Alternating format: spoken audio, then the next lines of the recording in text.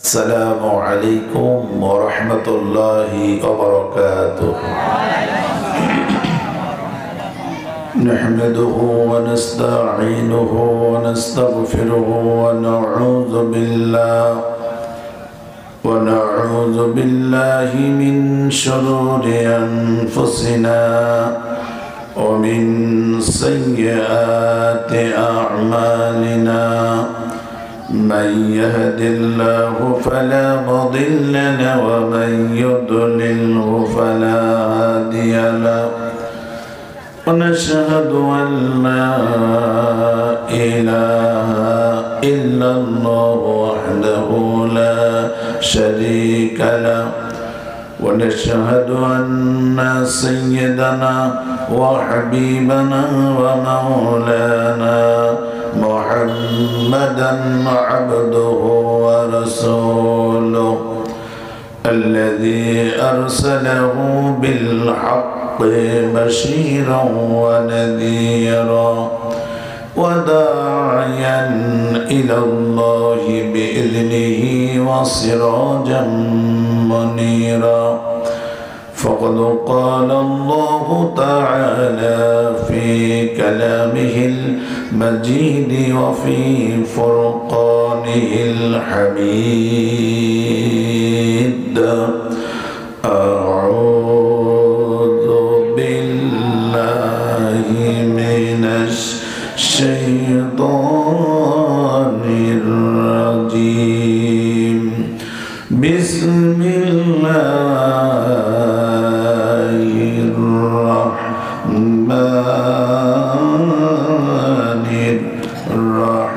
الرحيم. يا أيها الذين آمنوا اتقوا الله وقولوا قولا سديدا. وقال تعالى إن الله وملائكته يصلون على النبي يا أيها الذين آمنوا صلوا عليه وسلموا تسليما. اللهم صل على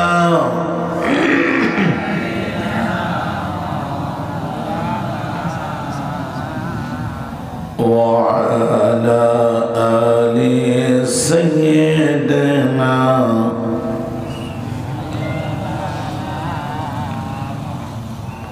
بلغ العلا بكماله كشف الدجى بجماله حسنت جميع خصاله. صلوا عليه مشرق حب محمد مطلع دیوان ما مطلع خورشید شکاش سینه سوزان ما بلغ العلا بکماله كشف الدجى بجماله حسنت جميع خصاله. صلوا عليه اللهم آمين. ربنا ظلمنا أنفسنا وإن لم تغفر لنا وترحمنا لنكونن من الخاسرين. رب العالمين ঐতিহ্যবাহী পাবনা জেলার অন্তর্গত সুজানগর থানাধীন চরপাড়া খানবাড়ি জামে মসজিদের উন্নতি কল্পে আয়োজিত 11তম তাফসীরুল কোরআন মাহফিলে বসে তোমার হাবিবের শানে কয়েকবার দরুদ এবং সালাম পড়েছি। মেহেরবানি করে আমাদের দরুদ এবং সালাম টুকুন সোনার মদিনায় রসুলে পাকের রওজা মুবারকে পৌঁছায় দাও। তাম পৃথিবীর মাটির নিচে যত মুমিন মুমিনাত শুয়ে আছেন আল্লাহ মেহেরবানি করে সকলের আরওয়ার উপরে হাদিয়া পৌঁছে দাও। রব্বুল আলামিন এই মাহফিলের আয়োজন যারা করেছেন আর শোনার জন্য যারা এসেছেন, কাল কঠিন কিয়ামতের মুসিবতের সময় এই মাহফিল আমাদের সকলের জন্য নাজাতের ওসিলা বানায় দিও আল্লাহ। या रब करम तो अगर करे ओ बात दे सुबह को जो दिल पर असर करे तकब्बल मिन्ना इन्नका अंतस समीउल अलीम व तुब अलैना इन्नका अंतत तव्वाबुर रहीम। سبحان ربك رب العزة عما يصفون وسلام على المرسلين والحمد لله رب العالمين لا إله إلا الله محبت সবাই পড়ে লা ইলাহা। এটা জবান ছেড়ে দেই না ভাই, জবানটা তো আল্লাহর দেওয়া নাকি নাকি আমাদের বাপ দাদার তালুক? হ্যাঁ, আল্লাহর দেওয়া। সবাই জবান ছেড়ে লা ইলাহা।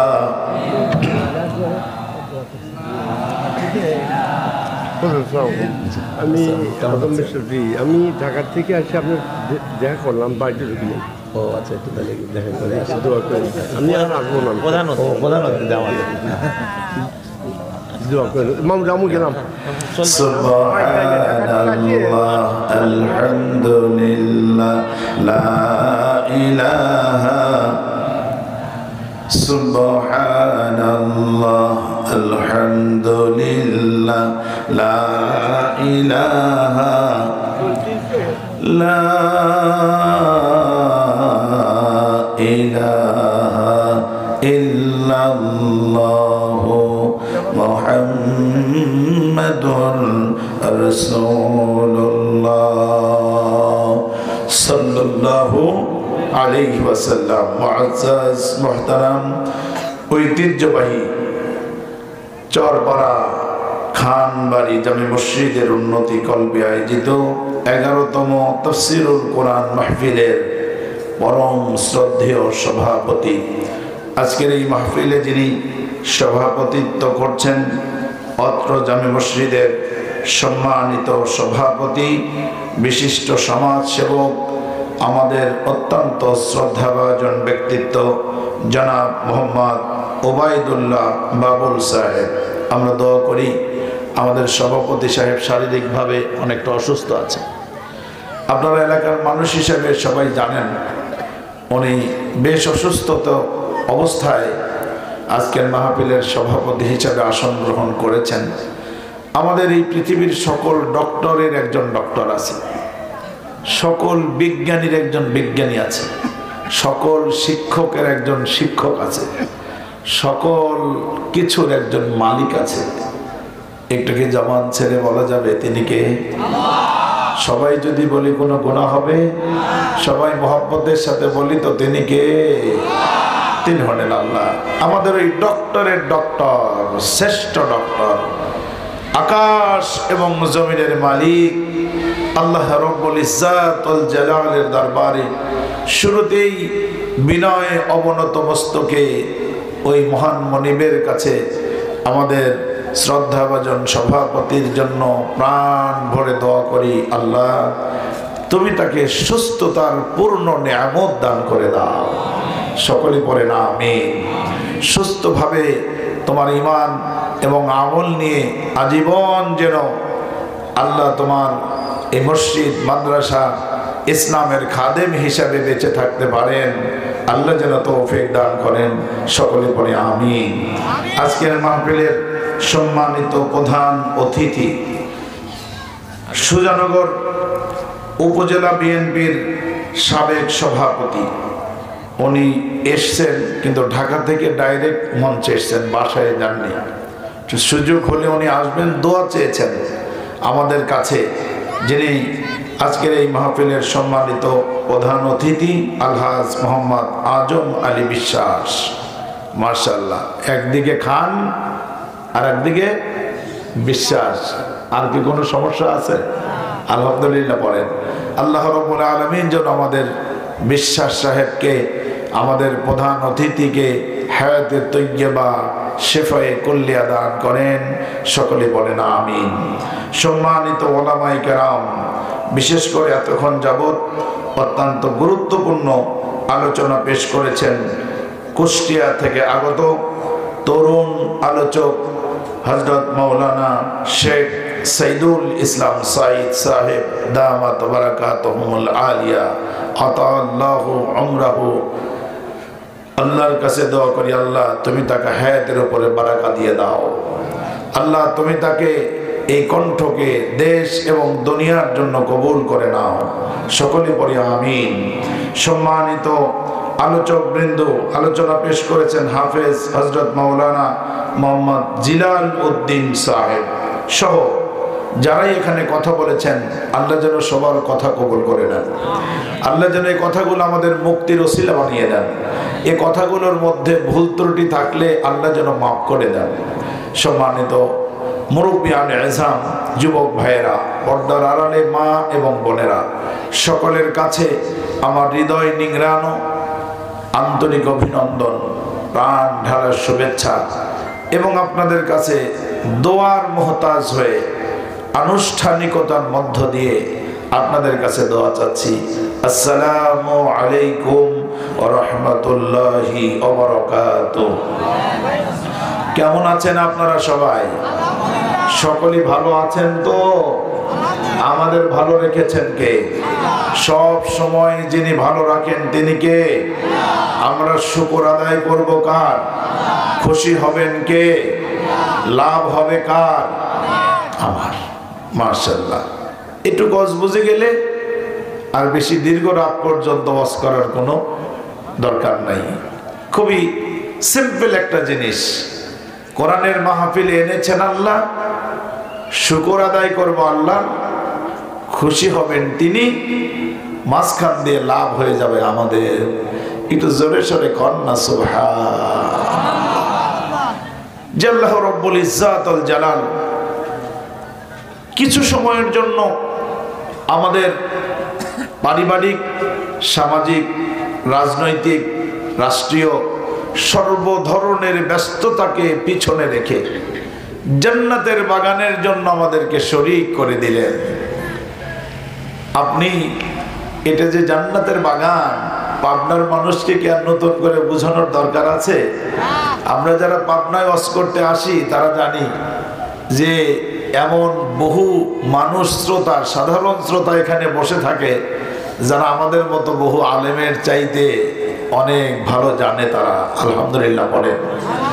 এই জন্য আপনারা এটি খুব কনসেপশন আপনাদের কাছে ক্লিয়ার আছে, এটা জান্নাতের বাগান।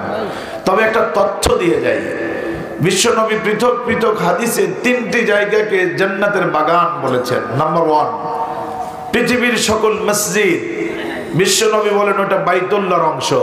হিয়া রওজাতুম মিন রিয়াজিল জান্নাহ, ওই মসজিদগুলো হলো জান্নাতের বাগান। মসজিদে ঢোকো মানে আল্লাহর জান্নাতে ঢুকে যাও। সুবহানাল্লাহ, মজা করে কইতে পারলেন না?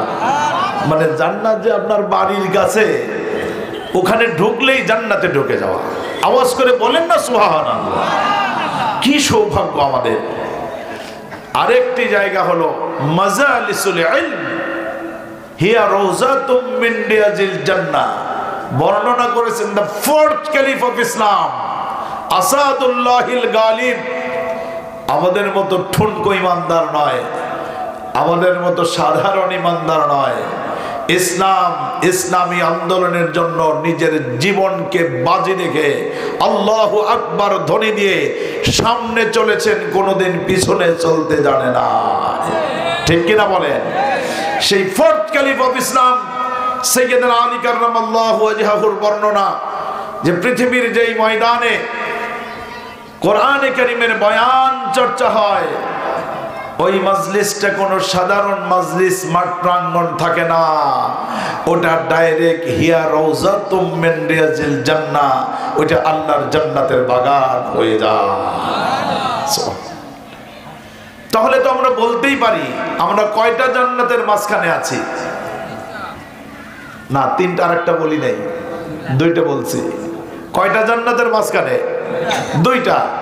একটা হলো মসজিদ, আর একটা হলো মজলিস, মাহফিল। এই দুটো হলো জান্নাত। ইন্টারেস্টিং একটা খবর জানিয়ে রাখি, দেখি আপনাদের সাথে কথা বলা চলবে নাকি চলবে না, পারবো নাকি পারবো না, অলমাইটি নোস, আল্লাহু আ'লাম। একটু বুঝে নেই। বিশ্বনবী জানাচ্ছেন, ও আমার গোলাম, ও আমার উম্মাত, শুনে রাখো, তুমি তো জজ ব্যারিস্টার, তুমি তো মন্ত্রী, প্রধানমন্ত্রী, প্রেসিডেন্ট হতে পারো নাই, তোমার জন্য তো কোনোদিন লাল গালিচা বিছানো হয় নাই, লাল গালিচার সম্বর্ধনা তোমাকে দেওয়া হয় নাই। তবে দুনিয়ার মধ্যে জান্নাতের বাগান মজলিসের দিকে যখন তুমি হাঁটি হাঁটি পা পা করে রওনা হয়েছো, হাফফাতুমুল মালাইকা, আল্লাহর অগণিত ফেরেশতা মণ্ডলী এসে এই জমিনটুকুর মধ্যে লাল গালিচার বিছিয়ে দিয়ে আমাদেরকে জানিয়ে দেয়, আহলান সাহলান মারহাবান, তোমরা যেহেতু দুনিয়ার জান্নাতের বাগানে প্রবেশ করেছো, আল্লাহকে চিৎকার করে ডাকতে থাকে, আল্লাহ, দুনিয়ার জান্নাতের বাগানে যারা এসেছে, আল্লাহ তুমি ইয়াউমাল কিয়ামতের কঠিন ময়দানের কোনো পরীক্ষা হিসাব ছাড়া আল্লাহ ওদের জন্য স্থায়ী জান্নাত বরাদ্দ দিয়ে দাও।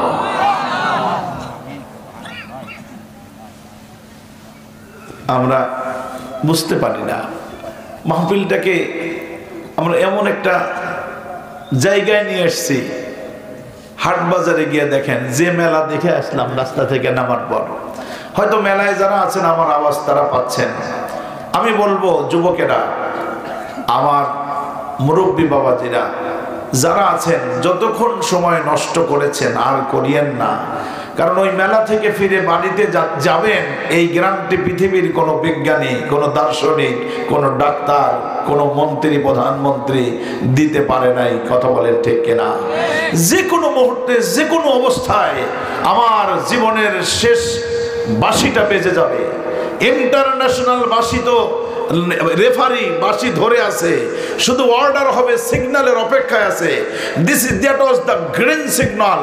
আল্লাহর পক্ষ থেকে যখন সিগন্যাল আসবে, বাঁশি বেজে উঠবে, আল কারিয়াতু মাল কারিয়া ওয়া মা আদরাকা মাল কারিয়া।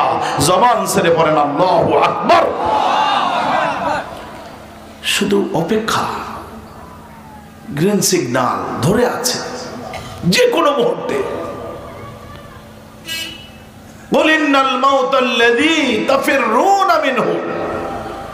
যে মরণ থেকে পালাইয়া নিজের পরিবারকে আপন করে ধরলা, নিজের বউরে চিনলা, বাচ্চারে চিনলা, সংসার চিনলা, মেলা চিনলা, বাজার চিনলা, কিন্তু নিজের যেখানে মুক্তি সেই জায়গা চিনতে পারলা না। ফাইন্নাহু মুলাকিকুম, ওই মরণ তোমার সামনে আসবে, গ্রেফতার করবে। গ্রেফতারি পরোয়ানা যখন জারি হবে, এক কদম সামনে পিছনে আসবার যাবার ক্ষমতা পৃথিবীর কারো নাই। ঠিক কিনা বলেন? তাহলে এমন বাস্তবতা আমাদের সামনে রয়েছে। এই জন্য আমি বলবো, মাইকের আওয়াজ যত দূর পর্যন্ত যাচ্ছে, অল্প সময় নিয়ে আমরা কথা বলবো, যাতে কারো কোনো ধৈর্যচ্যুতি না হয়। আমি আপনাদের ব্যাপারে যথেষ্ট কনসাস আছি, সচেতন আছি ইনশাআল্লাহ।